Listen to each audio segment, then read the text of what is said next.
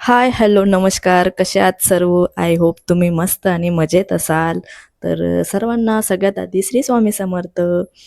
स्वागत आहे तुमचं नवीन एका ब्लॉगमध्ये. बरेच दिवस झाले ब्लॉगमध्ये गॅप पण पडताय. मिनी ब्लॉग पण बनवत नाही कारण की मी ना गावाला गेली होती आणि गावाला गेलो म्हणजे तिकडे मी होळीसाठीच गेलेली. म्हटलं तिकडे जाऊन छान काही गावाकडचे ब्लॉग वगैरे शूट पण करायला मिळेल आणि थोडंसं वातावरण पण चेंज होईल. पण सगळं उलटच झालं. तिकडे जाऊन अक्षरशः पस्तावाच झाला आम्हाला. की शौर्याचं वातावरण चेंज झाल्यामुळे शौर्याला डायरेक्ट ताप वगैरे आला. त्याला खूप जास्त हे झालं, तो खूप हेक्टिक होऊन गेला. ते तिकडे जाऊन अजिबात राहत नव्हता. म्हणजे मला जाऊन असं वाटलं की उगाचच आले ना, म्हणजे मला वाटलंच नव्हतं की अचानक एवढं होईल. कारण की तो जसे माझी डिलिव्हरी झाली तर डायरेक्ट आम्ही म्हणजे नाशिकला मी 15 दिवस थांबले डिलिव्हरी नंतर आणि नंतर मग आम्ही लगेच मालेगावला गेलो. तिकडे 3-3.5 महिने मी तिकडेच होती, छोटं होता तेव्हापर्यंत. आणि मग त्याला तिकडचं वातावरणाची सवय होती ना, पण तरी पण त्याला तिकडचं वातावरण लगेच सूट नाही झालं. ताप आला, सर्दी झाली, खूप गोष्टी बिघडल्या आणि तो इतका किरकिर करायचा, इतका त्रास द्यायचा. अक्षरशः त्याला 2-2, 3-3 माणसं सांभाळायचं तरी राहायचं नाही. म्हणजे तो रात्री रात्री खूप छान झोपून घ्यायचा, पण दिवसभर तो इतका बोर करायचा. आणि गावाकडे खूप जास्त ऊन पण पडायला लागलंय. आता उन्हाळा सुरू झालाय आणि खूप जास्त ऊन, आणि उन्हात दिवसाची तिकडे इतकी लाईट जाव येऊ करते. कारण की माझी मम्मी आणि ते आहेत ना, आम्ही शेतात राहतो मळ्यामध्ये. आता पावसाचं कसं शेतामध्ये पिकांना पाणी वगैरे भरतं, दिवसाची जर लाईट असली तर खूप वेळेस लाईट जाव येऊ करते. सारखं हे व्हायचं, सारखं हे व्हायचं, सारखी लाईट जायची, सारखं गरम व्हायचं. याच्यामुळे ना अक्षरशः आहे ना त्याला ना म्हणजे खूपच जास्त हे होऊन गेलं. म्हणजे मी परेशानच होऊन गेली होती. मला तर अक्षरशः रडूच यायला लागलं होतं यार. उगाचच आली ना. होळी राहिली ठिकाणं, होळीचे ब्लॉग पण राहिले ठिकाणं, सगळ्याच गोष्टी ठिकाणावर राहून गेल्या. त्यालाच हे होऊन गेलं, त्याला सांभाळायला अक्षरशः माझ्या हात दुखायची, माझी चिडचिड व्हायची. माझे कंटिन्यू 3-4 दिवस डोकं दुखलं. मला पण हे जास्त हे होऊन गेलं. असं तिकडे गेलो आणि त्याच्यामुळे आपल्या ना ब्लॉग्समध्ये ना खूप गॅप पडला. मी ठरवलं होतं मस्त तिकडे काही गावाकडचे मिनी ब्लॉग शेअर करेल, लॉंग व्हिडिओ शेअर करेल होळीसाठी. जी पण काही गावाकडची मज्जा असेल, म्हणजे आपण ठरवलं होतं मी वेगळंच आणि झालं वेगळंच. तिकडे अजिबात शूट करायला वेळ मिळाला नाही. आणि नाशिकला नंतर लगेच 2-3 दिवसांनी नाशिकला आली. पण नाशिकला आल्यानंतर पण काय झालं, त्याचं वातावरण शेड्यूल बिघडल्यामुळे ना तो इकडे पण राहत नव्हता. म्हणजे मला खूपच अक्षरशः परेशानच झालं. त्याचं रुटीन बसायला कमीत कमी मला इकडे पण 7-8 दिवस लागले. त्यामुळे व्हिडिओज जे आहेत ते खूप स्लोली जसा वेळ भेटेल तसा मी शूट करते. आणि व्हिडिओ शूट करायला पण मग खूप वेळ लागतो ना, की त्याला सांभाळा, मग घरातले कामं करा, व्हिडिओ शूट करा, हे करा, बरंच हे होऊन जातं. तुम्हाला पण म्हणजे तुम्हाला पण याच्या गोष्टींची हेच असेल, म्हणजे तुम्हाला पण माहिती असेल, लहान बाळ सांभाळून घरातलं काम करणं खूप अवघड असतं. आणि 4च महिन्यांचं बाळ आहे आता जवळपास. हां, सॉरी, 4 महिन्याचा. आता तो 5वा कंप्लीट होऊन 6वा सुरू आहे त्याला. तरी पण तो खूप जास्त हे करतो. आता मुलांना कळायला लागलं, थोडं त्याला कळायला लागलं. म्हणजे त्याला कळतं की मला यांनी घेतलं पाहिजे, फिरवलं पाहिजे. तर ह्या गोष्टींचा प्रॉब्लेम होतोच लहान मुलांमध्ये. त्यामुळे आता त्याला कळतं ना, त्याला असं वाटतं की यांनी मला घेऊनच फिरलं पाहिजे. तरी मी आता व्हॉइस ओव्हर करते ना, त्याला असं वाटतं ही एकटी एकटी बोलती, माझ्याशी का बरं बोलत नाही. नेमकं काय झालं, आज ना मिस्टरांना सुट्टी होती. ते म्हणे मग की मला बाहेर जायचं आहे, आणि नेमकं आज रंगपंचमीचा दिवस आहे. ते बोलले की मला बाहेर जायचं आहे, तर तुझ्यापुरतं तू जेवण बनव, मला काही जेवण बनवू नको. आणि एकट्यासाठी जेवण बनवणं म्हटलं की डायरेक्ट मग आपल्यासाठी खिचडीच असते. खिचडीचं सगळं सामान वगैरे मी रेडी करून घेतलं आणि मग खिचडी बनवून घेणार. पण एवढं एवढं काम करण्यासाठी तो तिकडे इतका ओरडत होता. तर माझं इकडे काम चाललं होतं, थोडं थोडं काम करायचं, थोडं थोडं त्याला सांभाळायचं. असं दिवसभर चाललेलं असतं. मज्जा असते ना एक मॉम लाईफची, छान असतं. हे दिवस मी मिस करत होती. खूप दिवसांनंतर मला बाळ झालेलं, पण खूप छान मजा येते. कधी कधी ओव्हर हेक्टिंग पण होऊन जातं, कधी कधी ओव्हर जास्त होऊन जातं की नको यार, लय त्रास होतोय. पण नंतर नंतर जर आपण आपल्या फिलिंग जर खूप असं मनापासून जर केल्या, तर असं वाटतं यार खूप छान आहे हे सर्व.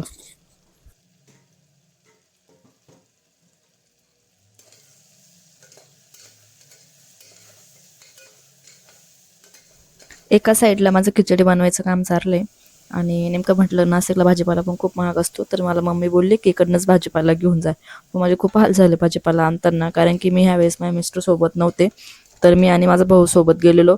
पण भावाने पण काय केलं, तो म्हणे मला इकडनं डायरेक्ट ब्ला भेटते. तो डायरेक्ट पुण्याला निघून गेला मालेगाववरनं. माझे तिकडनं येण्याचे खूप जास्त हाल झाले. कसा तरी तो भाजीपाला मी नाशिकपर्यंत आणला. म्हणजे पहिल्यांदा मी बसने गेले होते. सगळं फ्रीज रिकामच करून ठेवलेलं होतं. तर मी फ्रीजमध्ये जे आपले भाजीपाल्याचे कंटेन वगैरे आहे ना, म्हटलं ते डायरेक्ट आपले पहिले घासून वगैरे घेऊया छान सगळे. नेमके हे जे कंटेनर आहेत ना, खूप म्हणजे हे पडतात आपल्याला. सगळं भाजीपाला वगैरे जर रेडी करून ठेवला ना, स्वयंपाक बनवताना ना खूप घाईने होत. आपले स्वयंपाक म्हणजे आपली भाजीपाला जो असतो तो पूर्ण रेडी असतो. तर म्हणजे खूप कन्वे आहे माझ्यासाठी तर, कारण की मी जेव्हा जॉब करायची ना तेव्हा मी पूर्ण आठवड्याचा जो भाजीपाला आहे ना तो पूर्ण रेडी करून ठेवलेला असायचा.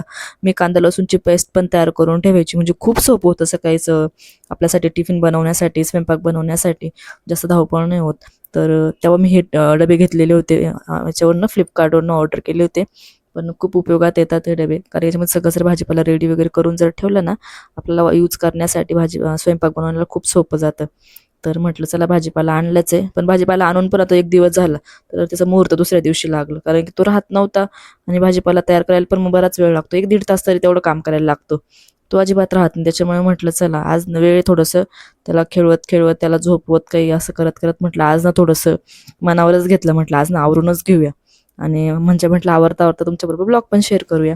तर इथे सगळे जे आहेत ना कंटेनर वगैरे सगळे धुवून घेतले आणि तोपर्यंत आपली खिचडी पण रेडी झाली. तर चला मी आधी पोटोबा करते आणि मग बाकीचं ब्लॉग तुमच्याबरोबर शेअर करते. तर माझं इकडे जेवण वगैरे करूनच झालं. तर थोडंसं फ्रीज आहे तो क्लिनिंग करून घेते, कारण की मी मागेच पूर्ण फ्रीज क्लीन केलं, त्याच्यामुळे काही फ्रीज खराब नाही आहे. तर मग तरी पण आपलं एक हात मारणं तर आपलं कामच असते की नाही. थोडंफार आपली साफसफाई नॉर्मल थोडं साफसफाई करत राहिलं ना तर एकाच वेळेस जास्त गोष्टींचं बर्डन येत नाही, थोडं होत असतं. तर म्हटलं एक हात मारून घेतला आणि आता सगळे जे कंटेनर आहेत ते मी छान पुसून घेते, कोरडे करून घेते आणि कोरडे करून आपला जो भाजीपाला आहे तर तो भाजीपाला भरून ठेवते. तर भाजीपाल्यामध्ये मी भरपूर सारा भाजीपाला आणलेला, म्हणजे छोटे वांगे आणलेले आपल्या वांग्याची भाजी भरून करण्यासाठी, भरीतसाठी वांगे आणले. हे गावठी वांगे आहेत, म्हणजे नाशिकला असे वांगे मिळत नाही. म्हणजे ते आपले काळे वांगे मिळतात, म्हणजे कसे जांभळ्या कलरमध्ये आहेत नाही का, तेच मिळतात. पण असे हिरवे वांगे बहुतेक वेळेस नाशिकमध्ये मिळतच नाही. मग ते हिरवे वांगे घेऊन आले. भरीतसाठी पण गावठी वांगे घेऊन आली. टोमॅटो वगैरे आहे ते सगळं घेऊन आले. मेथीची भाजी, कोथिंबीर, म्हणजे खूप सारा भाजीपाला आणला. त्यामध्ये अजून म्हणजे सगळ्यात जास्त तर कोथिंबीर खूप घेऊन आली, कारण की कोथिंबीर नाशिकमध्ये जर बघितली ना एवढीशी कोथिंबीर देतात. 5 रुपये 10 रुपयामध्ये, 5चा तर जमानाच राहिला नाही. 10 रुपयामध्ये, आणि तिकडे गावाकडे 10 रुपयाला 2-2 जुड्या, आणि इतक्या मोठ्या मोठ्या जुड्या ना. मग म्हटलं जाऊ दे जास्तच घेऊन जाऊया, डायरेक्ट मी 4 जुड्याच घेऊन आले, म्हणजे कसं कमीत कमी 15 दिवस तरी आपल्याला कोथिंबीर पुरेलच जाईल. तर मग सगळं आता काय सगळे भांडे जे कंटेनर आहे ते पुसून वगैरे ठेवते. आणि ते आपलं पुसून झाल्यानंतर सगळं भाजीपाला म्हणजे अद्रक झालं, लसूण झालं, हे सगळं मी याच्यामध्ये आवरूनच घेते. बराच वेळ लागतो. नाही नाही म्हटल्यावर धुवा, पुसा, कोरडे करा, फ्रीजमध्ये ठेवा. खूप म्हणजे मी आता जरी करते ना, तर थोड्या वेळ करते, शौर्याला झोका देऊन येते, शौर्याला झोपून येते, शौर्याचं फीडिंग करत येते आणि परत काम करते. म्हणजे हेच चाललं. अक्षरशः म्हणजे मी ना आता आज हे काम करायला ना जवळपास मी 11:30च्या 12च्या आसपास लागली असेल. तर आता तुम्ही विचार करा किती वाजले असतील दुपारचे. दुपारचे आता जवळपास 4:30 वाजत आलेले, तरी माझं एवढंसं काम झालेलं नाही. हळू कारण की मग बाळ सांभाळून करायचं म्हटल्यावर खूप हेक्टिक होऊन जातं. घरात दुसरं कोणीच नाही. काम पण करा, घरातलं सगळं आवरा, बाळ पण सांभाळा आणि सगळं मलाच करा. त्याच्यामुळे वेळ तर लागतोच ना. तर मी एवढं म्हणजे आपल्याला मनाला इतकं वाईट वाटून घ्यायचं कारणच नाही. कारण की असं प्रत्येक आईसोबत होतच असेल ना. त्यामुळे कधी-कधी वाटतं खूप हेक्टिक होऊन जातं, पण कधी-कधी म्हणतं यार जाऊ दे. हीच तर लाईफ आहे. हेच तर आई पण म्हणजे काय अनुभवायची वेळच असते ना. आणि हे दिवस खूप छान असतात. माझ्यासाठी तर खूप छान आहे. मी खूप हॅपी आहे, ग्रेसफुल आहे मी, म्हणजे देवाला खूप हे करते मनापासून, की मला खूप छान बेबी दिलं त्यांनी. आता सर्व जो भाजीपाला आहे ना, तो आपल्या कंटेनरमध्ये भरून आता ते सगळे डबे आहेत ना, कंटेनर आहेत ना, तर मी फ्रीजमध्ये ठेवूनच देते. कोबी फ्लावर पण आणले आणि कोथिंबीर आणि मेथी जी होती ना, ती मम्मीकडूनच निवडून आणलेली. परत नाशिकला आल्यानंतर वेळ भेटत नाही. तर आता ही कंडी आहे ना आपली कांदा, लसूण, बटाटा ठेवण्याची. म्हटलं तिला पण एक हात मारून घेऊया, कारण की खूपच धूळ झालेली आहे. मला ना पूर्ण घरचं आवरायचंच आहे, पूर्ण घराची क्लिनिंग करायचीच आहे. गुढीपाडवा पण येतोय, म्हटलं पूर्ण घर आवरूनच घेऊया. पण कधी मुहूर्त लागतं काही सांगता येत नाही, कारण की खूप वेळ लागतो ना. बाळ सांभाळायचं नाही होत. मला तर म्हणजे वेळ कसा मॅनेज करावा हेच नाही कळत कधी-कधी. मला असं वाटतं रोज डेली ब्लॉग टाकावे, मिनी ब्लॉग टाकावे, पण डायरेक्ट पॉसिबलच होत नाही. कधीतरी रात्री खूप त्रास दिला तर सकाळी उठायला उशीर होऊन जातं. इकडून-तिकडून धावपळ करून कसा तरी टिफिन बनवला, तर मग टिफिन बनवून झाल्यानंतर दाखवायचं काय ना. परत काय तेच झाडू, पोछा, मशीन लाव, हे लाव, एवढंच काम असतं घरामध्ये ना. परत तुम्हाला पण ब्लॉग बघायला काहीतरी रोज थोडं-थोडं वेगळं पाहिजे ना, नाहीतर तुम्ही पण म्हणणार की रोज एकच दाखवते. त्यामुळे म्हटलं चला, पण ठीक आहे. कधीतरी आपलं शेड्यूल पण चेंज होईल, कधीतरी थोडंसं माझं बेबी पण हुशार होईल आणि मला ते वेळ देत जाईल की हां ते तुझं काम कर. त्यावेळेस मी नक्कीच तुमच्याबरोबर रोज daily blog, mini blog share करण्याचा प्रयत्न करेलच. लसूण पण मग गावाकडनंच घेऊन आली. म्हणजे मम्मीने शेतामध्ये लसूण लावला आहे, पण अजून खूप ओला होता. तर म्हटलं एवढ्या वेळेस आता विकतच घेऊन टाकूया. मम्मी बोलली की एवढ्या वेळेस विकत घेऊन टाक आणि नंतरच्या वेळेस तुला काही घ्यायची गरज पडणारच नाही. तर मग कांदे, बटाटे, लसूण हे पण घेऊन आली. म्हणजे पिशवी खूप जड होती, पण एका एका ताईने मला खूप मदत केली बसमध्ये. तिने शौर्यला घेतलं. तोपर्यंत मी जे बॅग आणि भाजीपाल्याची जी पिशवी होती ना, तोपर्यंत कंडक्टर पुढे जवळ ठेवून आली उतरायच्या वेळेस. म्हणजे ना मला ना बर्डनच आलेलं उतरताना. मला तर बर्डन काय, मम्मीला सुद्धा तिकडं टेन्शन आलेलं, घेता येईल का, उतरता येईल. हा धावपळ होती. बसवाले कुठे पण ब्रेक दाबता, हे करता, ते करता. हालच होतात ना. पण एका ताईने खूप मदत केली त्यामुळे थोडं सोपं झालं. नेमकं त्या पण आमच्या स्टॉपला उतरणार होता. मग तो खूप इझी होऊन गेलं. त्यांनी शौर्यला घेतलं आणि मी बॅग वगैरे खाली उतरवलं. म्हणजे थोडं सोपं होऊन गेलं. नाहीतर मला खूप टेन्शन आलेलं. म्हटलं यार कसं उतरायचं ना.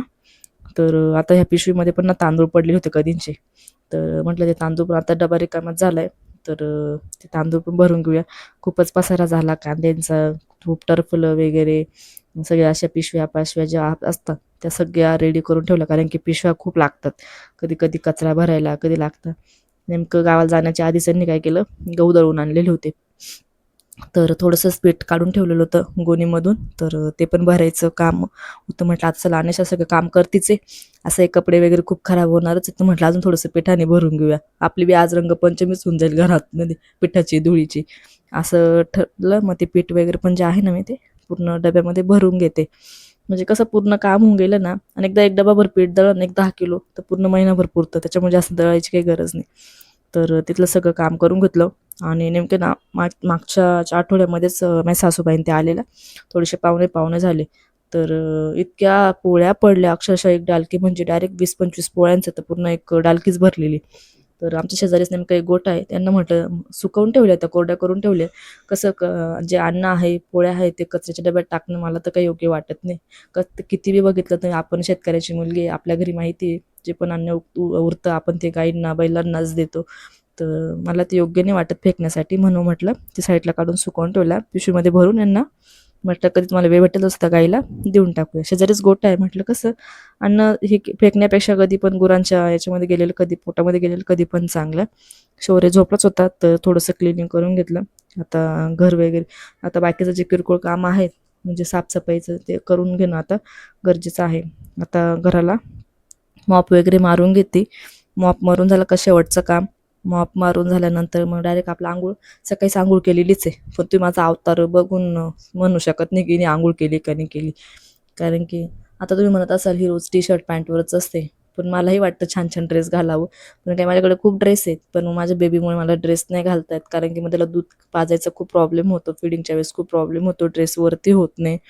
त्याच्यामुळे मी आता बहुतेक आता टी शर्ट नाईट पॅन्टवरच असते घरामध्ये, कारण की त्याला सोपं जातं दूध पाजण्यासाठी.